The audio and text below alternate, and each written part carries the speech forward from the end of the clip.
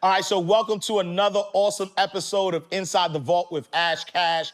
If you've been watching, you know that we've been bringing you nothing but heat, fire, impact, all of the above. And I'm excited about this next guest. I'm gonna claim it. I'm gonna tell you that this is gonna be a classic. This is gonna be impactful. This is gonna change your life on so many different levels. We have Mr. Build, Organize, Document, Delegate in the building, Mr. Derek Harper Sr. What's up, brother? What's going on with you, King? I appreciate you, man. Thank you so much for being our guest. And, I'm excited about this interview because, I've been in the financial education space for a very long time. And it's a small world. So whenever somebody's moving and shaking in that world, you know their name, you know what they're doing, you know the impact that they're making. But the first time I met you at Accelerate, 180 in Atlanta. Fast shout to our sis Ashley Ann. And when I tell you, man, you are a powerful brother. Your testimony was powerful. Man, it really moved me. I learned a lot. Like I learned so much. At that time. But for those who don't know you, who is Derek Harper Sr.? Man, every time I'm recording, every time I'm actually interviewed, I have a hard time explaining who I am. Because I come from a background where my mom always told to make sure that your servant's broom is bigger than your ego. So I don't like talking about myself, but I like talking about my mission and my purpose, right? So I like to build, organize, document, delegate, but most of all, that's why I'm even wearing this shirt, Reach 1,000, because it's the movement. I can't reach 1 million people, but I can reach 1,000 people and empower them. They can reach 1,000 people. Together, we reach 1 million, man. We can actually gain, economic empowerment in our community, man, and just, I'm just big on serving about that. That's my mission, bro. I love it. I'm not letting you off the hook, though, right? Because this is Inside the Vault, so I need to get inside the vault. I'm not letting you off the hook. It's cool, right? It's cool what you say, but I'm not letting you off the hook because here's the deal. This is I used to be the same way, right? I used to be the same way in which I did a lot of great things in my life. You know what I'm saying? I was afforded, right, to do a lot of great things. I've served a lot of great people. And I never really talked about myself, right? Until I realized that there's somebody who comes from where I come from, right? I'm from the projects. I grew up in Harlem, St. Nicholas Projects. Okay. And there's somebody who a single parent home, youngest of 3, hustling since 8, and I was a VP at 24. I was a CEO of a credit union. So my story, I realize now, is really not me. It's really not ego. Ego is edging God out, right? In the words of Wayne Dyer. But me telling my story, right, is not really ego. It's really me inspiring someone. Got you. Right? Yeah, no more and so I know you've been through a lot, bro. Yeah. You've been through a lot. And where you are right now is a testament to not giving up, to having faith, to believing in yourself, to knowing that your circumstance, right, your purpose in life is bigger. So take me. I don't know how far I want to go back, right? But take me to 2008, right? Take me to the Great Recession. Take me to the low point, right, in your life that sort of springboarded where you are right now, right? Because sometimes, right, kids are not afraid of the dark. Right? Yeah. But adults get afraid of the dark, but we know that's where greatness happens, right? Kids are born in the dark. And so your dark time sprung out the lightning. So talk to me about that dark time, 2008. Man, I call 2008 falling in place, right? Because we fall, right? But we don't realize we falling in place. Man, actually in 2008, I can remember, it was actually 07, going into 08. This before the recession. So I remember, man, we pulling up to the house. And in Georgia, man, you go 90 days late on your mortgage, bro, it's a wrap, right? So, and if you're stubborn and you say, man, they're gonna have to come put me out, they do that. I ain't know that, right? But, man, we lost it all. We got foreclosed on, we lost the house, and then let me tell you, man, me and my wife, well, we got married at 19, right? So we eloped. Her dad really didn't approve of me at that point. So having to go borrow money to get a U-Haul to go get our stuff that they putting out was humbling. But when we did that, they actually repoed the car while we was actually going and getting the stuff out of the house. Wow. Because we have been hiding the car, right? And it's crazy. So They repoed it, went on about our business. But the good thing about it, it was right before the recession happened. Because I started reading and realizing that, man, that the developer who built the subdivision and the broker who pushed the house to us, they was married, didn't even disclose it. I didn't know about that was actually a RESPA violation. She had a personal gain from him, selling the house and didn't disclose that, so it violated RESPA. And when you say RESPA, what's RESPA for those who may not know? That's basically on the settlement agreement, if they don't disclose on real estate, right? They got to put everything that they're going to be able to gain out of there. If they didn't disclose it, they violate RESPA, which means they violate the contract. Gotcha. And if they violate a contract, then what happens if they violate the contract? Well, that foreclosure, if you actually, they can be fined, they can get in trouble. But if you do get a foreclosure, the foreclosure is based on not following the details of the contract. But the contract is voided at that point because, because they didn't disclose things. So they can be fined. And it's a good way to actually get a foreclosure removed from a credit report if the actual agreement that was in place wasn't the real, the agreement that it had supposed to be. And so, going through foreclosure, right? And you're going through foreclosure. So just to unpack it, you're going through foreclosure, and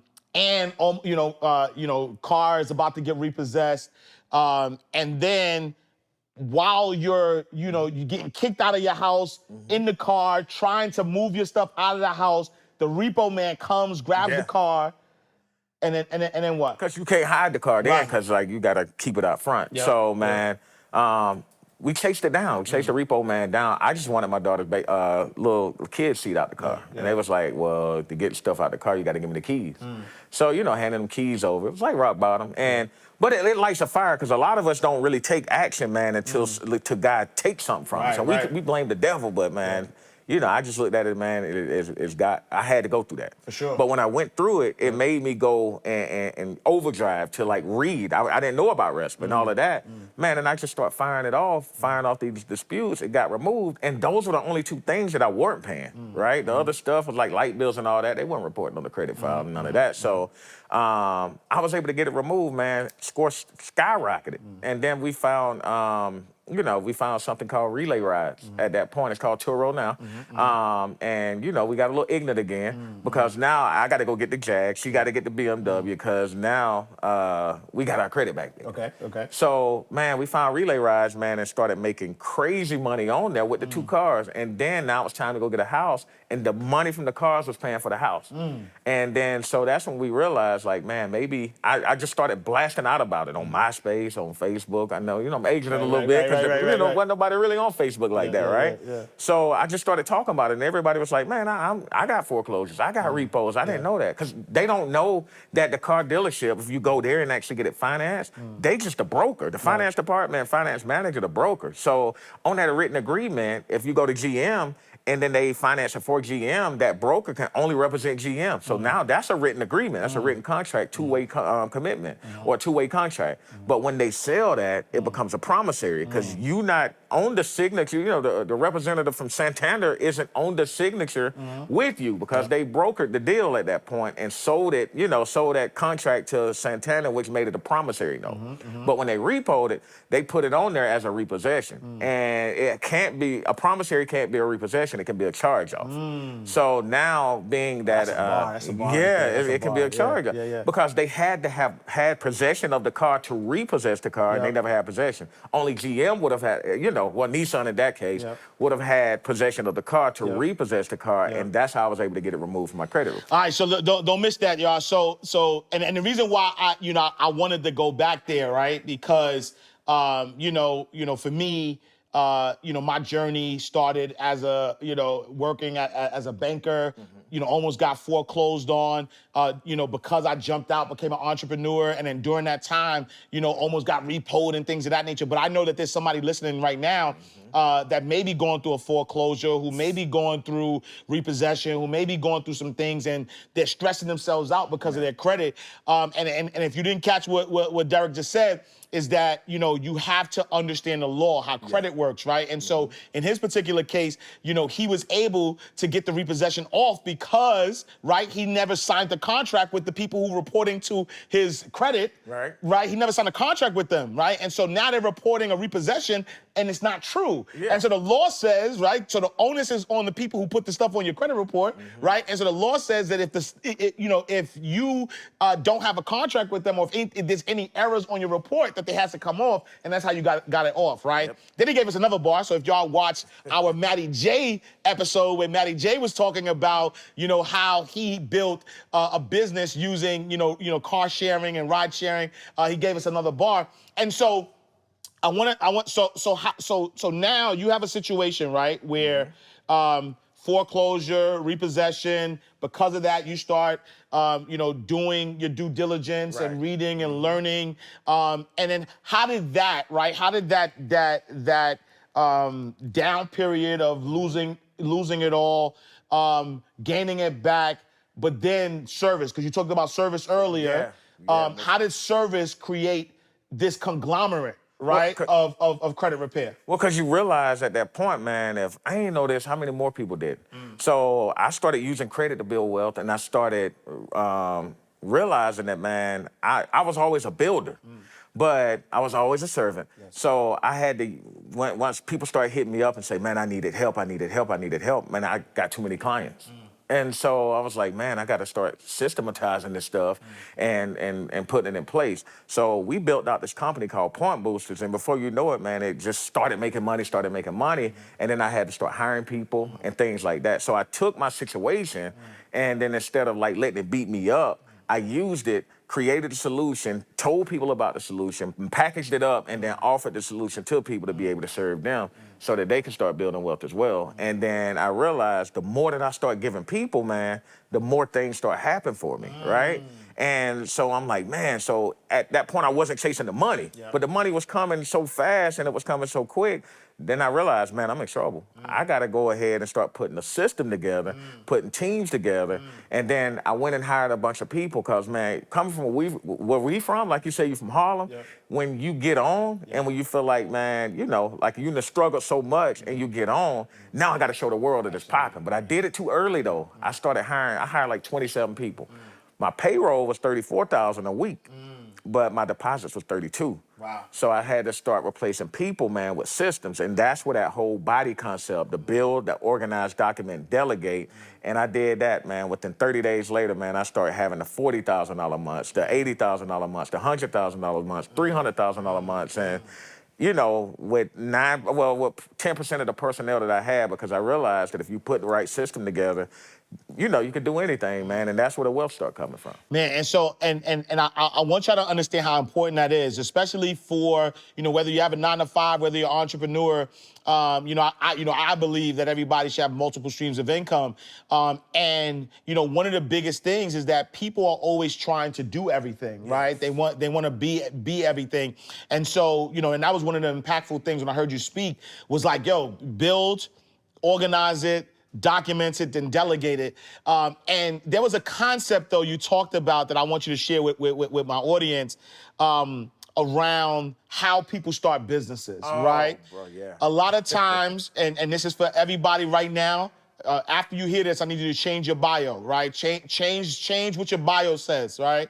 A lot of times people start businesses and they say, I'm the CEO. Oh, man, they kill me with that. Talk to us about that. So the thing is, man, you got to do a means test before you say what you are, right? So think about this. Always start your business with the mindset of, I got a $10 million business now, because that's what we're trying to get. Yes. So if you had a $10 million business, right, and you was ready to walk away from it to start another venture, would you hire yourself to replace you as a CEO of that $10 million business? Probably not. You can't just leave Walmart yesterday. McDonald's yesterday, the bank yesterday, and this and that, and say I'm a CEO. No, that's what the paperwork say, right? But the thing is how you gonna be a CEO, and then now you're doing everything as a CEO, and you didn't even have your bottom built out. So now all the people that you're gonna hire, you're gonna bring them in to replace the culture that you didn't build at the bottom. Wow. Right? So when you leave your job and then start there, you gotta earn the CEO title, and people don't wanna earn it. People wanna take the shortcut. So now, what they should have been doing is building at the bottom. What's your product? I sell this. You're a salesperson, right? Then I make this. Okay, so now you're the processor. You're the person that's doing the thing, right? So therefore, when I talk about bodying your business, building out, organize, document, delegate, let's take this hamburger, because I can cook. That's what they want to buy from me. Right. I'm going to build a process, all right? Now, I got to get the burger.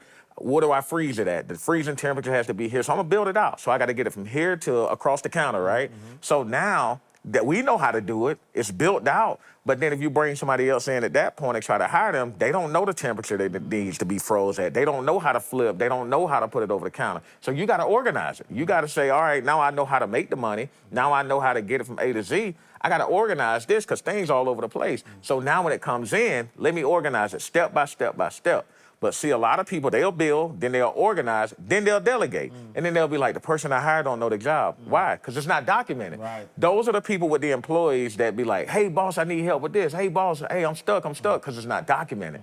So that's why I say build it out. Once you organize it, now you know efficiently how to make money A to Z. The funnels is nothing but an organization. The funnel is organized, like when people building funnels, right? You build it out, then it's organized, and then you document it step by step. So I use something called Screencast-O-Matic. You can use Loom, QuickTime, or if you got Mac, and then record your screen. And then get somebody on Fiverr to take those recordings and actually transcribe it into a doc. Google Docs, they'll screenshot every page you go to, step-by-step process, bro. That's the documentation. So now, when you actually delegate it to somebody, they can read. So our concept is if you can read, you can lead. So now think about this. At the bottom, sales script. Putting the sales script together, I'm recording it, I'm putting a SOP together. Now my salesperson knows step-by-step what screen to go to. Now I can move over to another job. Build, organize, document, delegate that. So when you delegating it now, you can walk away. Promote yourself up to supervisor, because now you can replace yourself with the sales, you replace yourself with the fulfillment, you replace yourself with the marketing. Now you can supervise that. Build out a supervisory thing. How do I monitor that, right? Organize, document, delegate, and then promote somebody up. What I realized that a lot of CEOs don't do that. And then they get burnt out, they bring people in. So if you promote yourself all the way up through your business, you can always bring somebody else who's the highest performer up and promote them in them spots to walk you out of the business. So therefore, you won't ever be in that position where, who do I replace myself with on this $10 million business when I walk away from it? And that's what I realized. Once I start putting that in place, the business is built forever because I didn't take a shortcut. Hey, peace and blessings, family. It's Ash Cash. If you're an entrepreneur, coach, or service provider, nothing can boost your business and credibility like the instant authority of being a published author. I am a former 15-year banking executive, and it wasn't until I wrote my first book that I started to see a boost in my business. Now, I've been an author for over 10 years. I've sold over 70,000 books, all independently. I have 4 bestsellers, and my books have been featured on every major media outlet you could think of, all without hiring a publicist. I've coached hundreds of self-published authors on how to write, market, and sell their books the right way. And I have many authors that I've helped become bestsellers, and even helped some make 5 figures before they even launch their book. I've been getting a lot of requests lately for book coaching since I revealed that one of my clients, Julian Gordon, made $111,000 in 2 months pre-launch on his new book. So I created this new program that is breaking down everything that you need to write, publish your book in 90 days or less, and also all the secrets on how to sell massive books as a self-published author. So go to incomefrombooks.com for more information, and for a limited time, you'll get 40% off the normal price, and you don't even need a discount code. I promise you, it's a worthwhile investment. You have a story that the world needs to hear, so let me help you build your impact and your income. Good people need to do good. So let me help you. I'll see you on the other side. Incomefrombooks.com. So that's a bar. And so and even for me, I'll be honest, like even when I was starting my business, I had to go back to my career as a banker. Like the reason why I was very successful as a CEO of a credit union was because I started as a teller. And then I was a personal banker. And then I was a private banker. And then and so I knew all of those positions. And so I could lead. And a lot of times people are starting top down. It's like building a house, right? It's like building the house, putting the roof first instead of building that foundation, right? And so what, like, where did that mindset come from? Like, where did you come up with this concept? Like, how did you, realize like this is the proper way to build a business? Life. So experience is the best.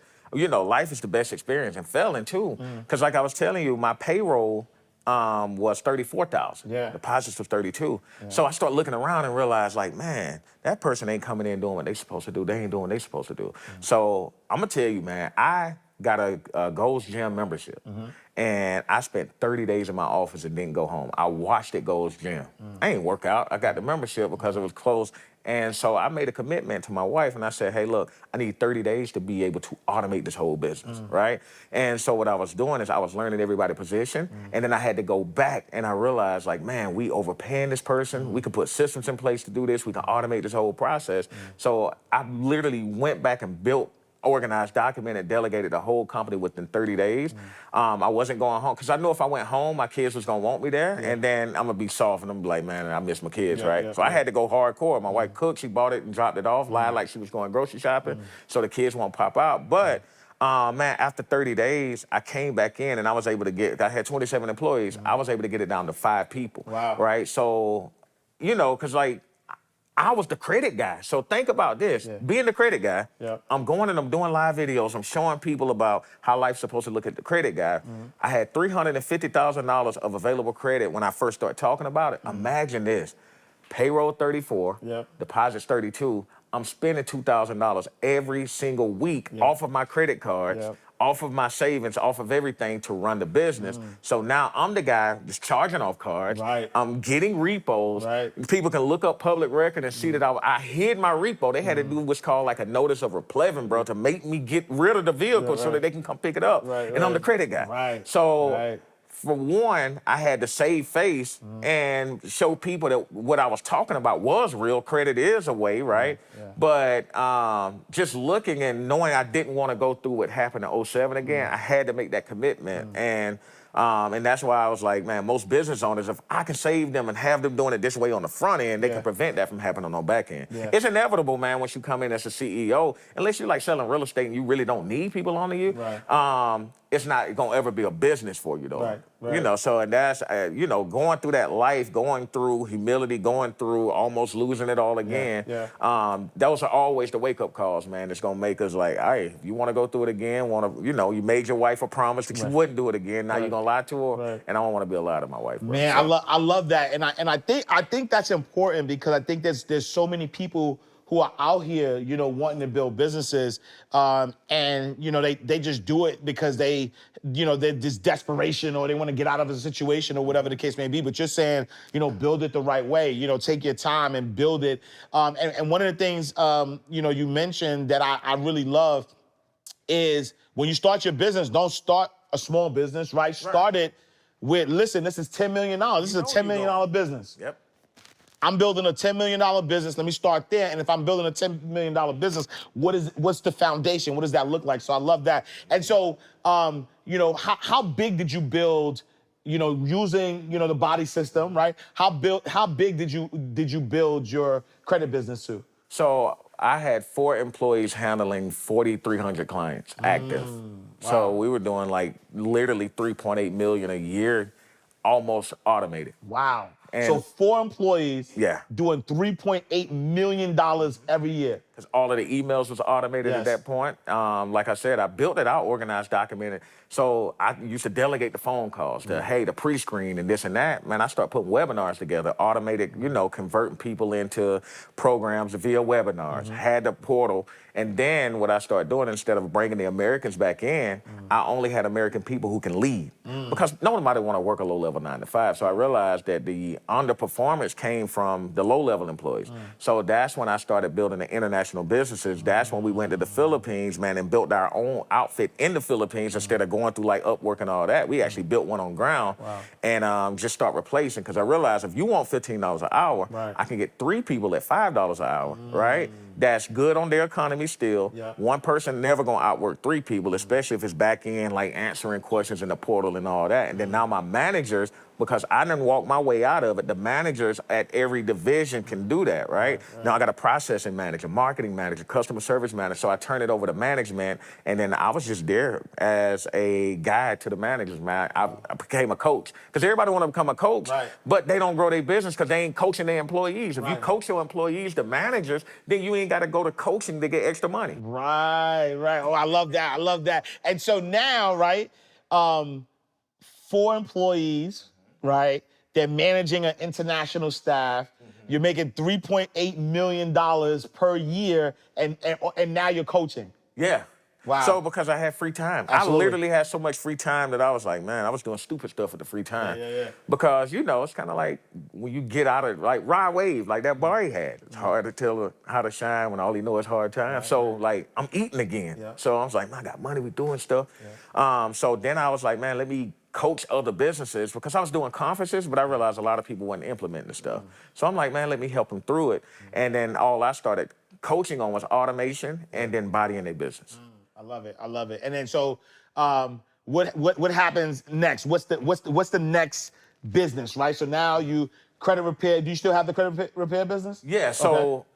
Sort of. Okay. I've formed it out, you know, to different, didn't want to become a conflict of interest to a lot of coaching clients and things like that. So I got like some free stuff, like free software and things like that people can do it on their own. But yeah, so I focus more on consulting work now. Because I realized that, yeah, my business is good. It can help people do that. But what happens where you and 15 more business owners can get the concept and then go out and change the world? Because a lot of people think it's competition, but it's really not, right? Because if I invite 100 people to your birthday party who don't know you, they ain't coming. I invite 100 people to my birthday party, they coming. That's 100 people that didn't get the help because I'm trying to hold on to it. Your circle didn't get the help because I didn't give you the information.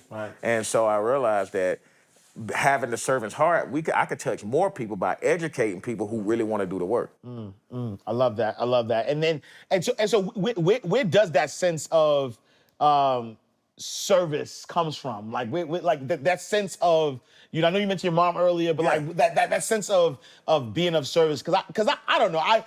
I know for certain that you know, Neo said this, you can serve your way to success, right? Like service is the way to be successful, but most people are thinking about themselves. So, like, where did the foundation concept. come? Let me give you an easy concept. Let's say you got a conference tomorrow. And I hit you and say, hey, I know you got the conference tomorrow, man.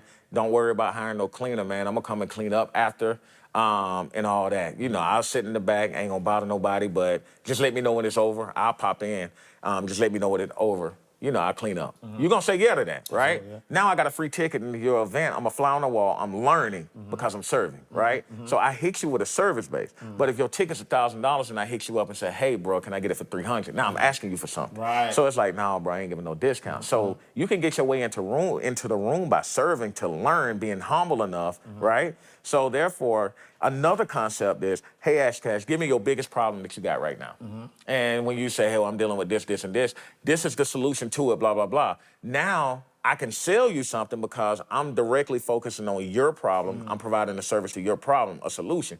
But if I tell you, hey, Ash Cash, I got you this for sale, and you ain't even told me your problem, therefore I'm selling you something instead of serving what you actually need my help for. So the whole thing is they gonna spend for 3 reasons. And I say this everywhere I go.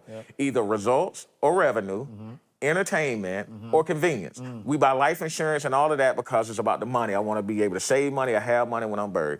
Everybody want to live the life of vacation, and you know, that's entertainment and all this, travel and all that, or convenience. If I make your life easier, then you will pay me to make your life easier. And then once you realize that those are all service-based things, if I can help you get results or help you get revenue, I can help you with entertainment, I'm serving you in every single one of those capacities. So a lot of people got to stop being selfish. When I was selfish, though, when I was all about the money, that's when I was going through that struggle. I was struggled the most when I thought about me. Yes. And I've always had and lived in abundance when I thought about everybody else. I love that. I love that. And so take me to fast forward, right? So take me to you were at a space where foreclosure, rock bottom, got yourself out. You have this thriving business. You created these systems. Is life just up from there? No, it's always rocky, man. It's always rocky because the part that I left out is when you do get on, you want to hire cousins, family, things like that. And I was hiring a lot of single mothers, bro, because I was like, I'm doing something for the community. And I was on Facebook like, look at my staff. But I didn't have nobody telling me to do it the right way. Because like I said, the body concept came through failing, through life. So, man, I was doing stuff like I had $1.6 million at that time coming in a year, but I was paying people under the table. And I was like, because they can keep their benefits and things like that. But we always know how that ends, right? When you got to get rid of somebody, they go tell, and then all of a sudden you getting a fine from the IRS, and then just all kind of stuff going on. But it's not going to ever be like, see, people think, oh, once I build my business, it's going to go perfect. I can set it and forget it and just life going to happen. No, that's why you the CEO. That's why you got to always be there to put the things that you learn in. So it's been rocky the whole time, but I got stronger the whole time to handle, every bump that I hit. Those bumps are going to start happening, but you can start anticipating those bumps and you can deal and survive with them better when you get hit with them. So, yeah, I mean, one of the things I started doing at that point, because I realized that even if you paid me to coach you, if you didn't do the work, then you're going to be like, man, he scammed me out of my money. You see what I'm saying? Because you didn't do the work. Right. And so what I started doing is I said, man, people are lazy. Let me build these businesses for them. So I have the development team in India. I got my customer service team in the Philippines. I started building these businesses out. Let me build all these credit repair websites. Let me build these automation and then just give them to you. You got no excuse at that point. They come in, they buy them, they train on them a little bit, and then now it's yours, right? That's the easier concept because CEOs want to walk in as CEOs. So that's what I did is to now I can provide you with that solution to come in as a CEO because a lot of people aren't patient enough to go through the body process. So I created an alternative of if you don't want to go through the body process, then you're going to have to pay me a little more to build it out for you, and it's ready. And now it's templated. You got your SOPs in place, got all that. You can start your whole business now. And SOP, standard operation. Standard operating procedure. How you're supposed to do step by step. And that's part of the document process before you delegate. Because if you don't have that in place, you ain't going to be able to delegate it to nobody. They're going to ask you a million questions, and you'll never be able to leave the business. And so now, right, and I love this because I feel like a lot of your success, or mostly all of your success, really comes from service, right? Comes from serving and meeting people where they are, right? Yes. And talk about how important that is because you just said, hey, you can't start as a CEO. You got to work your way up. Here's this process. Let me show you how to do it. I'm coaching you. I'm telling you how to do it. You're not doing it. And instead of just saying, all right, this is the wrong customer. Let me find new customers. You say, let me just create a system for the people who are not doing it. Right. Man, I love that. And so, so I love that because I just feel like I forgot. I just asked a question and I forgot what was the question. Well, think about this though. I wanna follow up on that. If you had 100 people sitting outside, right, and then you say, hey, only people with red shirt can get in, and it's only 30 of them. What you gonna do with the other 70? And then every day that happens. That means that you got 70 people out there who will help you. I mean, who will support you, will spend with you. You ain't building nothing for them. And then a lot of people do that, and then they get mad and say, well, why they getting my client? No, they not getting your customers. A person can never get your customer if you're building something out for a type of customer. So now it's not the matter of I got to discount this or it's just not for you. Yes, those 70 people can't get into this, but that don't mean I can't build something for them. And if I build that for them, now maybe out of that 70, I can get another 40 in. That's exactly how you build yourself up. But it's not even about the money at that point. It's about finding a way to serve that 40 people. So that's where the serving comes in to help you get as much money as possible. I love that. I love that. Hey, it's Ash Cash. Are you new to entrepreneurship and struggling with having to figure out everything by yourself? I want to tell you about the #1 entrepreneurship community in the country. Sometimes just being in the right environment can make all of the difference in the world for your mindset, your work ethic, and your results. This entrepreneurship community is called the Morning Meetup, and it's led by my guy, David Shands, who is an amazing entrepreneur. So, the Morning Meetup is a group of entrepreneurs who meet every single morning to make sure that they're getting 3 things right: information, activity, and environment. There are so many brilliant and ambitious people who simply need access to the right information to really start moving forward in the right direction. Every single morning at 8 a.m. Eastern, Dave, along with other successful business owners from all different backgrounds, meet with new entrepreneurs to shed light on things like investing, content creation, monetizing, automation, mindset, business strategy, and so much more. To stay sharp and grow as a group, they select a book, then read a chapter each day, briefly discuss their takeaways from that chapter as a part of the daily meetup. The best part is that this community is really big on not solely just getting the right information, but making sure that everyone in the group is doing the right activities to stay on track towards their goal. Dave has done a tremendous job of creating and fostering a truly unique environment for entrepreneurs to receive high-level mentorship and accountability. To get a week access pass for just $1, head over to themorningmeetup.com/vault. You'll be able to join the community and get access to daily coaching, participate in the morning question and answer sessions to get all of your questions answered, and meet hundreds of driven entrepreneurs. So go ahead, go to themorningmeetup.com/vault. It's only $1 to start, and I promise you, you will see value immediately. All right, tell them Ash Cash sent you.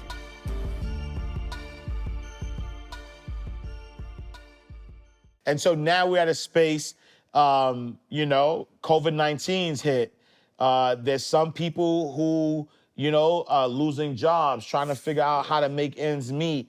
What do you say? What advice do you give to people who are, struggling right now, who are like, I want to live in abundance. I want to, live my best life. I want to get out of my situations. I'm in foreclosure. I'm here. I'm this. Like, what's your advice to that person? Well, don't think that it's just going to change overnight, right? So COVID-19 was also a wake up.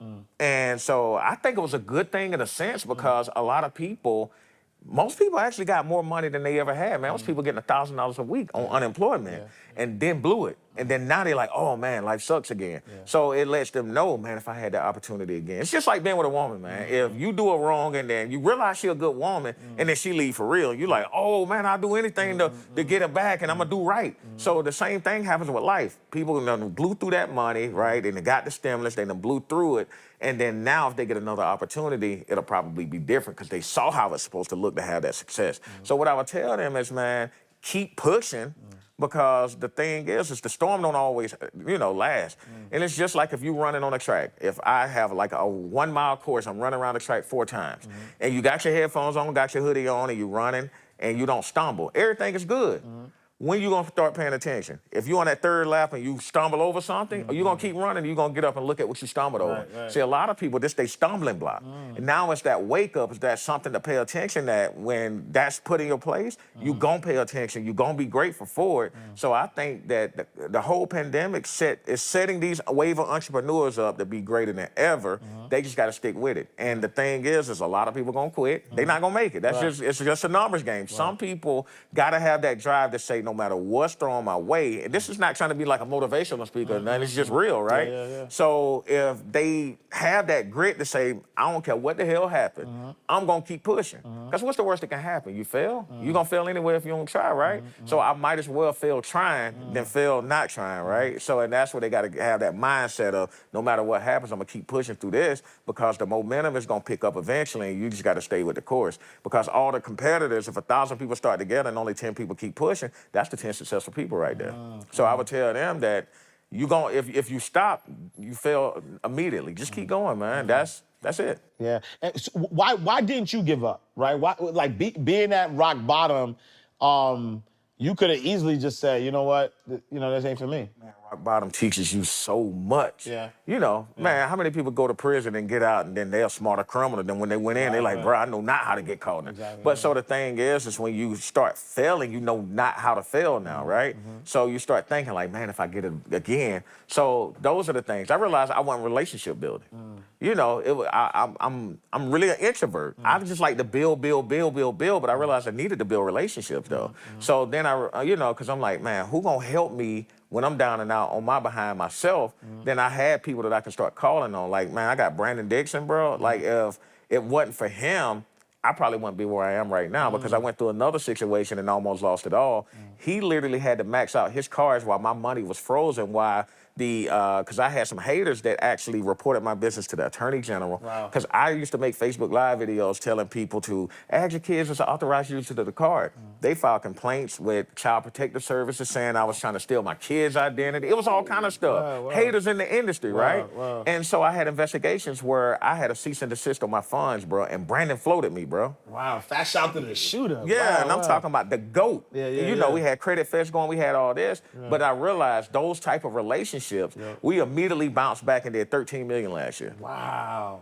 Just last year alone. Wow. First 8-figure year, and it was just behind building it the right way and going off of that. If I get another opportunity, I'm gonna do it different this time. And I don't want people to miss that too, because I love that story, because I feel like a lot of times people feel like, once they make it, they start to turn their back on just people or relationships. And what you just said just now is that relationships are the most important currency. That's the best currency you'll ever have. Wow. It is, because think about it. Before Brandon, right? Even coming in, like even bigger than that, right? You got to have him on the vault, man. He got a crazy story too. For sure. Like, before, I used to be on Facebook Live. I used to be giving the game. But like you said, you got to start talking about yourself. Nobody knew who I was. Right. So I used to beg people to get on their stage, but they like, we don't know who you are. He came in, he was like, bro, let's put media behind you. Don't take another speaking gig until you do anything. Brandon put the camera behind me, man. Everywhere I went, I was doing a lot of stuff. My first paid gig was 15 grand. Wow. First paid speaking gig was 15 grand coming from begging to be on the stage. Wow. So therefore, when you're talking about relationships, it don't just have to be a shooter, man. It can be your guy who is real good with people in the clubs that can actually just put your stuff out, put the word out. He know DJs. He can give you shots. So the thing is we can't get it to where we just thinking about ourselves and crap on the people who are there that we can actually leverage stuff with. And I can help him on stuff. I can help Brandon automate his business, create certain things. He got an international team now.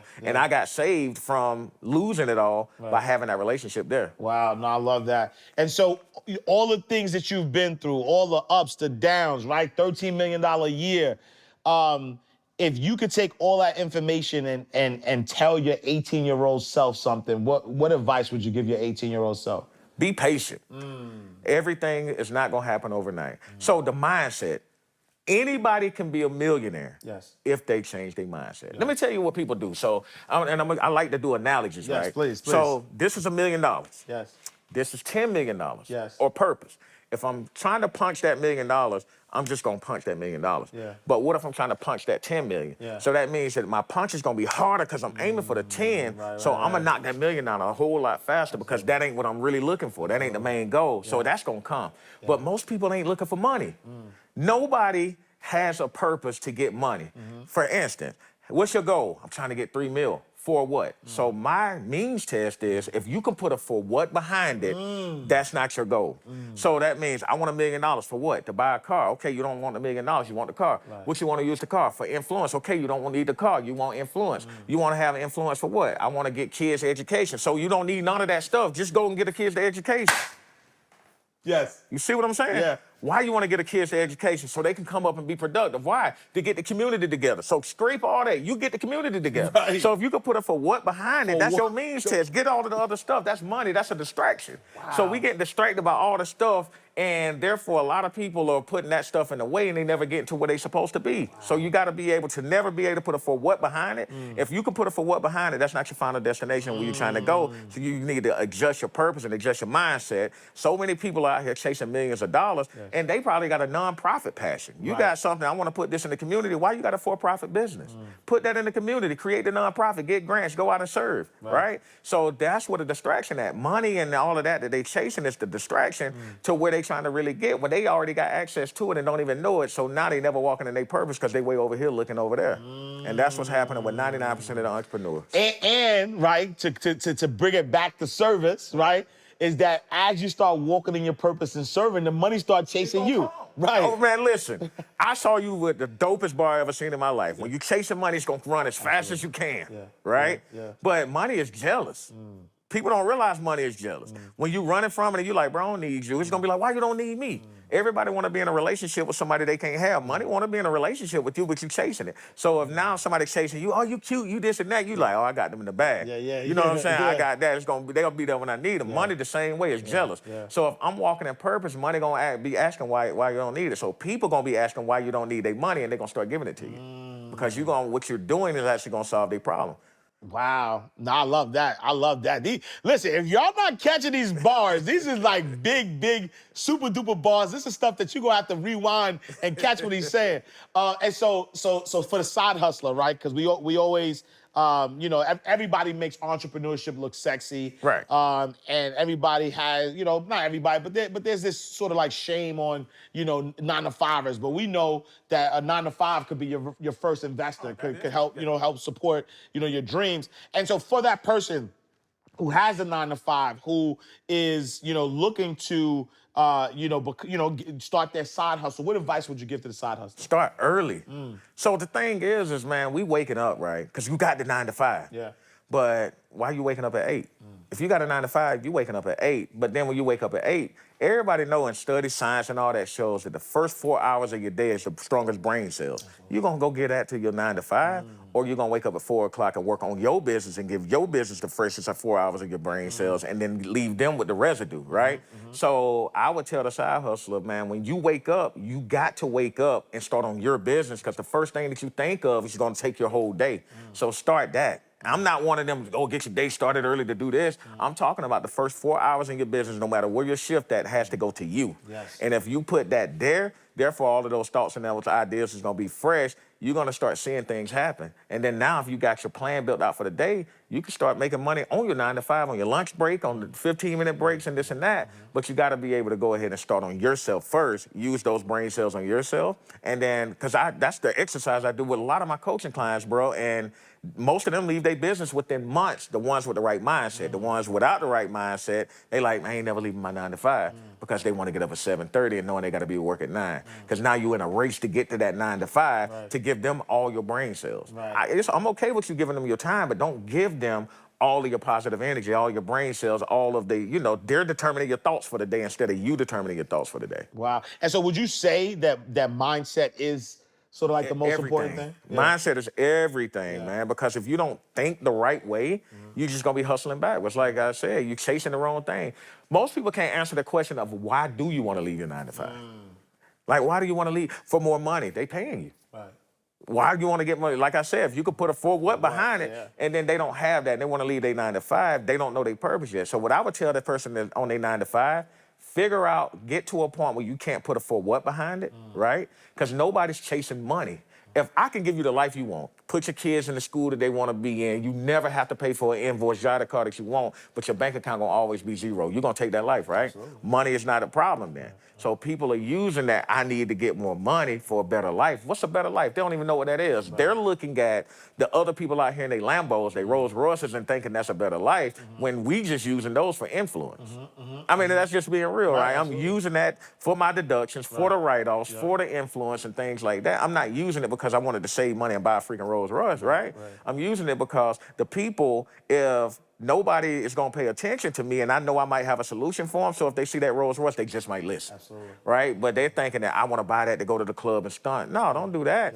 Find your purpose, man, and then the money going to come, because if you thinking that way, 10,000 people thinking that way. You just got to get there first and then show them the way, because people didn't follow Harriet Tubman until they found out she had the way. So I love that. So much powerful bars, and I want you to catch this. And so, I want to bring it back though, because you touched on the fact that people were like reporting you and really, you know, got to a point where they reported you and you had cease and desist holds on money and you know, again, fast shout to Brandon for being, you know, being able to assist and help you get back on your feet.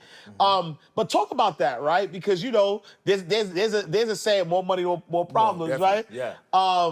Talk about haters, like when you get to a level of success, because we you know, we talk about, but talk about haters, like their role in your success. You have to learn new ones. At first, I used to just, and it's about what you focus on. Yeah. If you grow, 100 people like you, 10 people not. Yeah. So then we grow and we like, whoa, yeah, 1,000 people like us. We like that, but you got to realize now 100 people don't like you, right? So they're gonna try to claw at you. You just got to adapt and adjust and learn how to deal with them different. See, the part that I didn't tell, man, is it got so bad that I went to the closet. My wife and them, they were gone. And I sent them off. They were going to my wife actually went to pick the kids up. I went in the closet and I was gonna kill myself, bro. I was gonna let them get me down. Whoa. Yes. So I was too scared to do it at first, right? So I was like, bro, I gotta go get like a half a gallon or a liter Remy Martin, VSOP, because if I go on and down this, I'll be brave enough to kill myself. But I got too drunk to kill myself. I fell asleep. Wow. So then my wife came in, she came screaming. That's when I realized I was supposed to be here to do something else. Wow. I was like, man, the stuff that I'm going through. Wait. So the hate got so heavy. Man, it got so heavy. That you said I'm out of here. I was almost gone, bro. Wow. But then you know, like you heard the $13 million a year. Yeah. But if I wouldn't have went through that hate, bro, the business that I launched came out of the cease and desist. So I didn't have access to funds, so I built the business, right, out of that for survival. And that business actually took me to $13 million. Wow. So therefore, basically, you gotta, you know, hate gonna happen. Things are gonna happen. You just gotta realize when you down on your behind, that's when the answers. That's when you ask the question, God, what you trying to tell me? Who you trying to help me serve? Right. So, man, when I came out of that closet, life changed because I was so focused.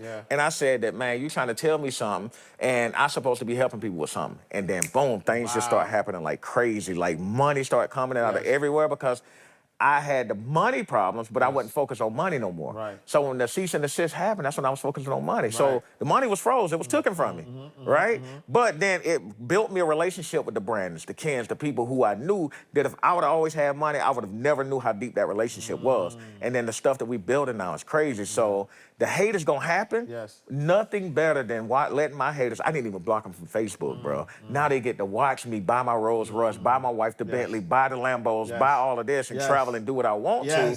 You gotta see that hate didn't work. Because as long as you my competitor and hating on me, I'm building. I don't have a competitor. Absolutely. What it say? Build the table in front of the enemy, right? Yeah. Man, and that's exactly what happened, man. That's exactly what happened. Wow. And so, man, and so you're going through this, you know, fast out to your wife, you know. Talk to me about family, though. Talk to me about, you know, success and family. Because I know that a lot of times, I mean, you know, the people that are around you, you want to make sure that you have like solid people around you. And sometimes you want, you know, your direct family to support you. Is that always the case? Do family always support you? So do you want your clients to or your customers to show up at the family cookout? Probably not. No. I mean, because it's my family cookout. Yeah. I want my cousin to be a cousin. They not obligated to be part of my business, right? So many people falling out with family. Well, family ain't gonna support me. They got their own life going on. Right. When the last time you checked on them to see how things going? First time they ask you for some money, God done bless you with the money. You don't want to give it to him. You want to shame it and say, "Oh, I gave it away." No, He probably blessed you so that you can be the pillar for him. You never know, right? So I need them to be my best cousins. Now, if they do support, then it's gonna be different. Now, my rule is, as long as we're gonna be family, I'm never gonna cut you off if you don't support the business. I just need you to be there for me as a family member. Because when the business ain't going right, so when I was going through that locked in the closet, we were still going to 4th of July cookouts and family embraced me and loved me, right? Because it wasn't about business. I don't talk about business at the cookouts. I want to talk about family stuff. How grandma doing? How Uncle Larry doing? You know what I'm saying? So if you decide to want to talk about business and support my business and share, when you come to me for business advice as family, then I'm open to give it to you. But if you don't support my business and then you family and coming to me for business advice, I'm not gonna give it to you because you wasn't there a part of the business. We just gonna keep it family. So the way that they support, the way that I'm gonna keep it, but if they support me as family, I'm gonna be there. But they not obligated to be your street team. That's why you got employees. Right. And I love that you said that because, I know that I mean, honestly, a lot of my family members didn't support my business, but I didn't ask them to support my business because, right, because at the end of the day, like you said, my family members aren't my clientele, and just because, and so mentorship, right? I know in my career, I've had a lot of mentors. What's your thoughts on mentorship? How important is mentorship? It's very important, but nothing, right, without the right mindset. So even if you're gonna have a mentor, without the right mindset, everything they talk about is gonna go out the window. You're not gonna align with it. So, but having somebody who paved the way, who've already done it, it's easier to follow them, and it's very important because now you would actually get to learn from the mistakes that they had to actually go through. And going through the mistakes, man, sometimes can get rough and can be, it can end it all. So having that mentor, man, having somebody that's been through the struggle, so that when you do slip up and have things that come up, man, you'll be able to actually go through and get that advice and then watch. And so therefore, being able to watch other people's story, how they felt and bounce back and realize the trampoline effect, you're going to, the higher you get, the harder to fall, but then you're going to be set up to bounce higher, right? Those mentors have already done that, so that when you on that third jump and on that third fall, they're going to be like, bro, this is going to happen and this is how I got out of it. And as a coach, right, because I would say, because you're a coach, people look at you as a mentor. Two different things. Yeah, okay, talk to me about that. Because a lot of people, they think that mentorship shouldn't be paid. Mentorship is, hey, I see you. This is, I'm going to follow you. I'm going to follow your story. I'm going to, be inspired by you. That's my mentor, right? But a lot of people get the two switched. Now, if you want me to coach you, that's different. That's me taking away from my family to focus on you and your problems. So being able to coach you, now I can look at your problems one-on-one versus you just learning from mine. So in coach, that's the difference. Yeah. And so at one point, and so this is education for me, right? Because, I feel like I've been in situations where people, they didn't pay me. Right. They were looking at me as sort of like a mentor to teach them and to guide them. And I felt like I was wasting my time. I felt like I was taking time away from what I was doing to kind of help them. And that's why I don't really mentor anymore. They ain't got skin in the game. Yeah. So a lot of people, man, when they feel like it's free, they don't respect that. Yeah. The only reason I charge as much as I do for coaching, because I want that payment to hit you and make it, because when that payment hit, you're like, all right, I got to get my stuff together. It ain't no joke, right? Because now that's your accountability until I can change your mindset to realize that the money wasn't the problem in the first place, and then you're going to be a monster. So, I just got on the front end, and that has to always be about the money until I change their mindset. Because when that payment hit, you're going to be like, oh, bro, everything he say I'm holding on to. Yeah. But I gave you the same information when it was free. You just ain't do it. Right. That's why you need me now as a coach. Right. Now I love that. And so let's get into your money business, right? So $13 million in sales last year. And you've had $3.8 million years and things of that nature. What would you say is the most extravagant purchase you've made? For myself, the Rolls Royce. Okay. What kind of Rolls Royce? The Ghost. Oh, I want the Ghost. It's what color black on black, bro. Black bags. Not black bags, but black label. Yeah. And the Ghost is nice. And they only made 58 of that color, that pattern. Wow. 48 of that color pattern. Wow. And so it's black on black, red trim. And when I saw it, I was like, I gotta get it. I gotta get it. Whew, that Ghost is different. Yeah, I had to get it. And so what would you say now is the most impactful thing you've done with money? Well, two things, man. Because I do random stuff all the time, and this ain't no plug for a person to start inboxing me their struggles either. But I paid a house off for a single mom. Wow. Yeah, I paid a house off for $44,000, bro. Wow. And because her story just resonated, and then it was a single dad. Man, the guy, was a mechanic. He got around and doing a lot of stuff, man. I took all my birthday money, bro, and bought him a car. Wow. So, and a lot of, and I don't really like talking about stuff like that, because that's just between, but just watching what they did after that is what made it impactful. Wow. Because now, man, he's like, you inspired me to do this. He got in a relationship, got a better job, and things like that. Now he actually goes around with single moms and fixes their cars, without even charging them anything, because he's just paying it forward. Wow. And at first he was like, I just couldn't afford to do this.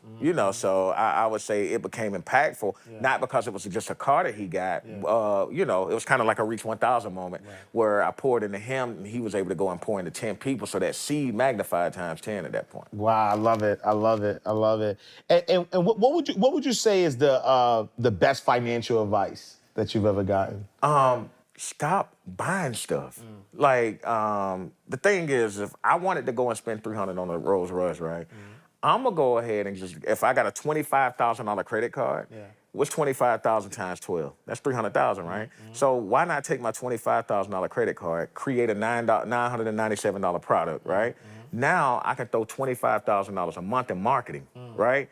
And $300,000 a year, I can spend that same $300,000 of the bank's money in that year, but I can return $1.5 million off that $997. So now I can take that $1.5 million, throw $300 already, set it aside for Uncle Sam. That's $900. I can go and spend $300 on the Rolls Royce. That's $600. I can put the marketing money back on the card, because that's getting paid. Over time you replace that. So you still got $300,000 to $500,000 left over with the same $300,000 instead of buying that car. I just created something out of the money I was gonna spend on that car to pay for the car.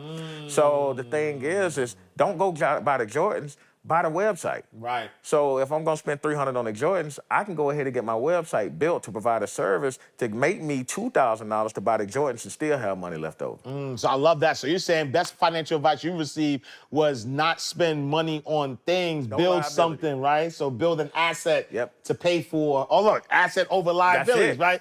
That's every dollar that's coming out your bank account, you robbing your kids for. Wow. So my money, I gotta use my credit to stack money because I don't know how things gonna shift when the kids, they might not be as strong as me, but I got an obligation to make sure that they get a lifestyle they ain't have. Now, if I'm dead and gone, it ain't on me. They blow it.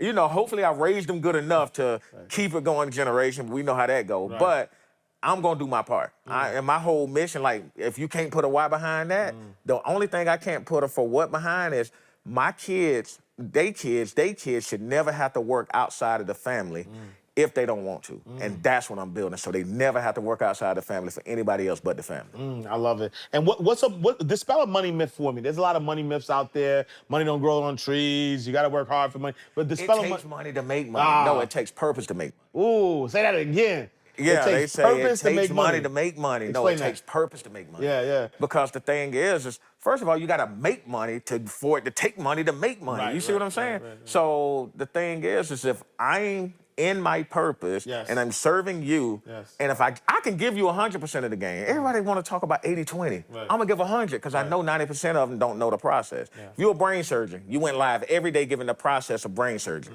right? Every day, hey, I'm doing a brain surgery here. Cut here, do this, do that, do that, do that. You did it 1,000 times.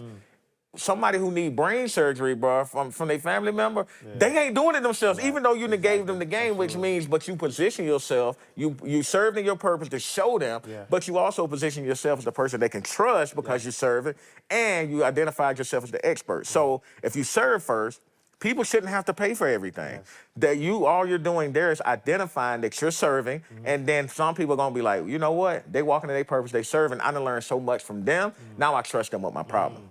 You just gotta serve, create the purpose. People will trust you with their problem, provide a solution to it. You're going through enough problems, and God give you them problems not to punish you, but to develop you, to be the one person that's gonna solve it for everybody else. Right. And so if you walk in that purpose, man, you're gonna have the money because now purpose creates money. So it takes purpose to make money. It doesn't take money to make money. Oh, love it. All right, so we're going to do a quick lightning round. And so, we are inside the vault. And so what we like to do is take banking terms and really kind of flip them so we could, kind of get some more knowledge from you. So deposit slip, right? And so deposit slip, when you go into a bank, is what you use to deposit money inside the bank. But here inside the vault, a deposit slip is a slip up, is when you made a mistake with money, right? So tell me about a deposit slip. Man, my biggest deposit slip early was not pricing myself right, because I didn't price what Uncle Sam gonna need. See, we might be like, oh, we could sell it for $100 in our pricing, but I need to create a big enough cushion so that if something happens, I gotta put 25% of that to the side. Yes. So now, instead of selling the product for $700, it might have to be $1,000 now, or instead of selling it for $750, I gotta sell it for $1,000 now, because every $1,000 I make, let me go ahead and set $250 to the side and let my CPA and accounts and all that handle that, but at least it's there. Right. So now, because if I don't price it right, then now I'm sitting there working for free and then, you know, paying people, having $100 left, but then all of a sudden you got all of these tax bills because you can't write everything off, right? But you didn't put enough money to the side. You should put enough to the side, and I didn't. So it was to the point where I had to create products and grind just to pay Uncle Sam. So that was my biggest slip, not pricing right, and then having to pay Uncle Sam out of my savings account and trying to pull money at the end of the year. All right, now awesome. All right, and so next, interest rate, right? And so interest rate is the money that is paid when somebody borrows money or it lends money. But for us, interest rate is how interested are you in what you're doing right now. So as somebody who, you know, you're a coach, business in a box, or you're building businesses, you're helping people scale internationally, what's your interest rate in what you're doing right now? Bro, I can't sleep at night if people don't make it. So my thing is I'm so far in with people. I love people, bro. And the thing is everybody, the stuff that I went through, like, you know, when leaders go through stuff, man, they're positioned to get that knowledge to help people. So I just like to use what, you know, you don't have to go learn what I learned. I done did that. So I'm all invested in, let me help you with what I can help you with. And then, you know, wherever you can come in at to have your success, let's do that. So I'm 100% in, and that's why I'm always creating products. Even if this one don't work, I'm gonna keep creating products to solve problems of the people who are failing. So I'm all the way in. So my interest in what I'm doing is purposeful, man. Because when I'm dead and gone, it's gonna keep going. Oh, absolutely. Last one, cancel check, right? And so, you know, a cancel check, you know, there's you know, no money in the account, has to be canceled. What people or mindsets did you have to cancel during your journey? So the people, because we don't know what level we on, right? Because everybody says it's levels to this. We don't know what level we on, right? Nobody gonna come and be like, all right, bro, you on level 3 now. You was just on level 2. You can't hang with these people. People gonna show you what level you on. The way that they start responding to your success, because you don't know you're successful, bro. We don't know we're successful because we're walking in our purpose. When people start saying like, oh, big money don't come around no more, right? When the last time okay, if you're gonna tell me I didn't change and don't come around no more, let's go on here and offset this. When was the last time you went to a homeless person and told them, bro, you changed? You don't care about their change because now their change is negative. You're trying to penalize me because mine positive, and now that's a sign of jealousy, bro, and I gotta remove myself from you. Big bar. Wow. So, you know, I gotta, at every level, bro, you're gonna always have to remove the people. Everybody can't go, bro. And the ones who have that same mindset, the ones that's all in, you'll see them there with you. What's next for Derek Harper Sr.? Man, just keep serving, man. Business in a box. And this is new, man. More podcasts. More just getting out, because I've been the introvert, I've been the builder. But people need to see what I'm doing. And not for me, because they need to see that this is available. They need to see the information. And it has to be a continuous conversation, because me coming up the way that I came up wasn't a silver spoon. I want people to see Derek Harper every day and be like, man, that dude inspired me. Therefore, they're gonna look and it's gonna trigger something in them to say, let me go serve and pick up every bar that I put down. And that's all I want, man. No, absolutely. All right, y'all. Derek Harper Sr. I told you this is a classic. So much bars. Watch this twice. See him in the streets and be like, yo, he nice, but that's on the low. That's a bar. You don't even know where that's from. But listen, make sure y'all tap in, tune in. If somebody wanted to connect with you, Derek, where can they find you? I'm gonna do something that I never did, and don't be crazy, because and this is me, but I do have a crazy wife, so don't text me at 2 o'clock in the morning. I'm gonna give y'all my number. But when you text me, don't be like, what's up, because I don't know y'all, right?